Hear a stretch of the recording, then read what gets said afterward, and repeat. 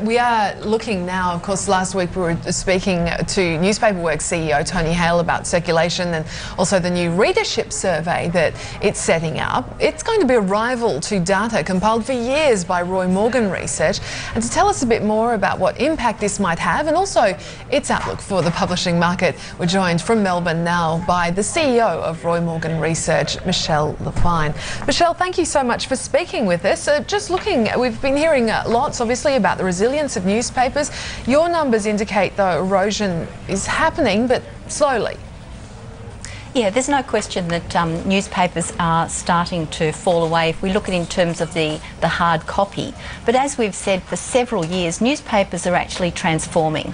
Just like all of the other media, they're transforming. People are reading newspapers online.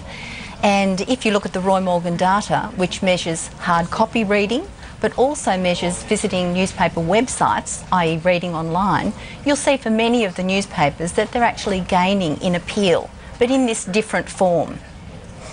Michele, you've struck a new deal with Fairfax Media for some sort of enhanced readership offering next year. Could you tell us a little bit about what you'll be doing and when it'll be out? Well, that's an interesting piece of information. There's no new deal. Roy Morgan Research measures readership and has done for some time, and many clients subscribe to that. Fairfax is one, News Limited is another. In fact, all of the newspaper publishers subscribe. So there's no new deal. I think what you might be thinking about is that there's a new level of understanding that we have with the newspaper publishers and the agencies, the media agencies, in terms of a sort of a tripartite meeting or series of meetings that we have discussing how our readership survey works, all of the information that's already available, because many of them really didn't know the depth and breadth of the study, and what we'll be doing going forward. So really it's probably a little bit more of the same, because we're always evolving in this readership survey. Well, you say that the newspaper published, but it's mainly Fairfax, isn't it? Because the other newspaper publishers are undertaking a process to find someone else to do audience measurement.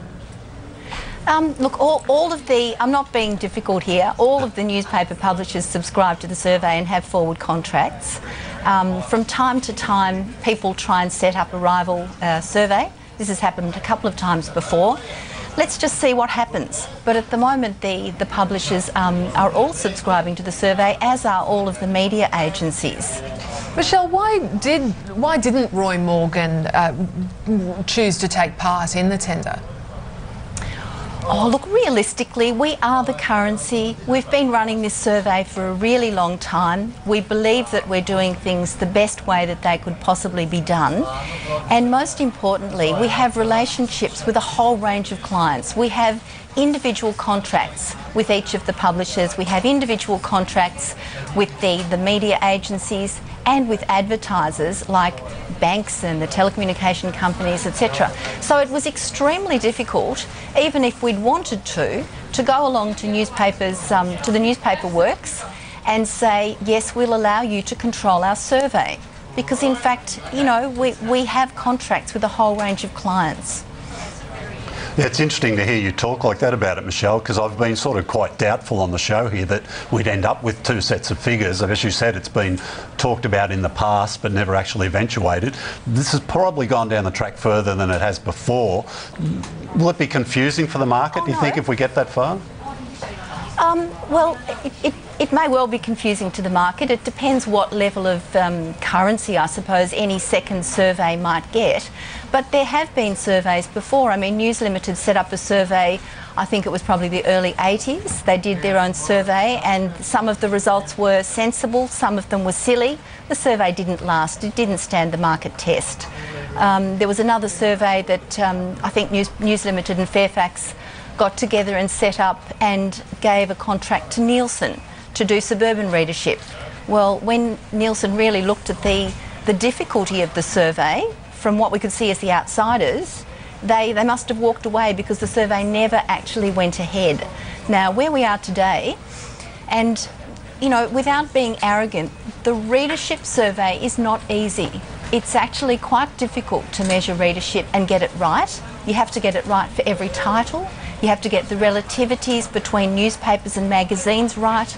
You have to get the relativities between newspapers, magazines and TV and radio and online right. It's quite tricky.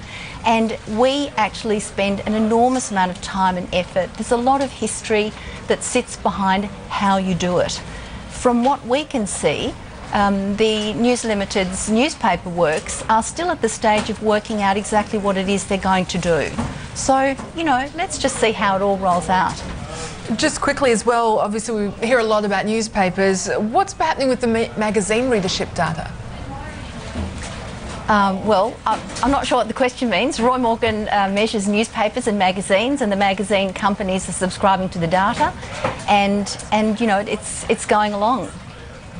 Yeah, I guess what we're referring to there's no, I mean, there's some publishers are saying they've been a little unhappy with the newspaper data, but you're not getting that feedback from magazine publishers? Oh, look, there's always going to be publishers who are unhappy. This is a business where we're measuring how many people read publications, and there's no question whenever a publication isn't doing too well, you know, the publisher will be disappointed. But overall, I think basically publishers, whether they're newspapers or magazine publishers, have got to look at this service that we offer and say, you know, it's pretty good. It's better than anything around the world. The sample size is big. The depth of data is amazing. The depth of data is greater than anywhere else in the world. So, you know, those people who engage with us and work with us, I think will get a great deal of value and continue to get a great deal of value. Okay, Michelle, we've got to leave it there. Thank you so much for speaking with us today.